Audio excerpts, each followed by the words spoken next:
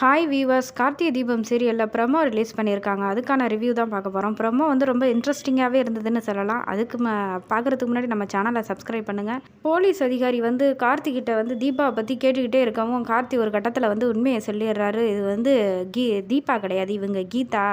தீபா மாதிரி இருக்கிறதுனால நான் அம்மாவோட ஹெல்த்து சரியில்லை அப்படின்னு இருக்கிறதுக்காக நடிக்கிறதுக்காக நான் கூப்பிட்டு வந்திருக்கேன் அப்படின்னு கார்த்தி சொல்ல, அதுக்கு வந்து போலீஸ் அதிகாரி வந்து அப்படியா கார்த்தி, அதான் அவங்க வந்து ஒன்றுக்கு முரண்பாடாக வந்து அந்த எதுவுமே தெரியாமல் தீபா பற்றி தெரியாமல் முழிச்சிட்டு இருக்காங்களா அப்படின்னு சொல்லி கேட்குறாங்க.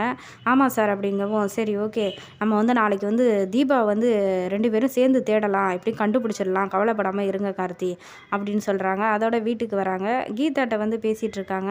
நான் வந்து இதுமாரி தீபாவை தேடி நாளைக்கு போகிறேங்க அப்படின்னு சொல்லவும், நான் எப்படியும் தீபா வந்து உங்களுக்கு கிடச்சிருவாங்க சார், நீங்கள் ஒன்றும் கவலைப்படாதீங்க அப்படின்னு சொல்லி அவங்க ஆறுதலாக பேசுகிறாங்க.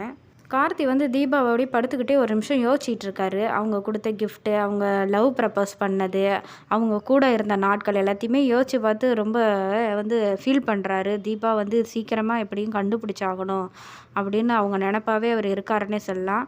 அதுக்கப்புறம் விடிஞ்சிருது. அவங்க வந்து போலீஸ் அதிகாரியோட வந்து கார்த்தி வந்து நான் போயிட்டு வரேன், நான் போய் தீபாவை தேடுறேன் அப்படின்னு சொல்லி கிளம்பி போய் தேடி அலையிறாங்க. அப்பன்னு பார்த்தாக்க தீபா வந்து ஒரு கிராமத்தில் வந்து தலையில் காயத்தோட கட்டு போட்டு இருக்காங்க. அவங்களுக்கு வந்து எதுவுமே பேச முடியாமல்.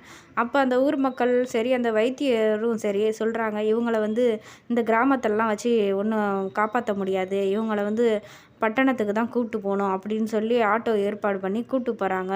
ஒரு பக்கம் கார்த்தி வந்து தீபாவை தேடி அலைய, தீபா வந்து ஆட்டோவில் ட்ரீட்மெண்ட்டுக்காக போயிட்டு அப்படியே அவங்க அப்படியே சாஞ்சிக்கிட்டே போயிட்டுருக்காங்க. அந்த நேரம் பார்த்து சிக்னல் போடுறாங்க. அந்த இடத்துல வந்து கார்த்தியோட காரும் நிற்கிது, தீபா வந்து ஆட்டோவும் நிற்கிது.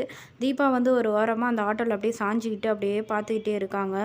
கார்த்தியும் வந்து பக்கத்துலேயே தான் உட்காந்துருக்க மாதிரி தான் ப்ரொமோவை காட்டுறாங்க. 2 பேரும் பார்த்துப்பாங்களா அப்படிங்கிறத ஒரு பெரிய ட்விஸ்ட் ஒன்று வச்சுருக்காங்க.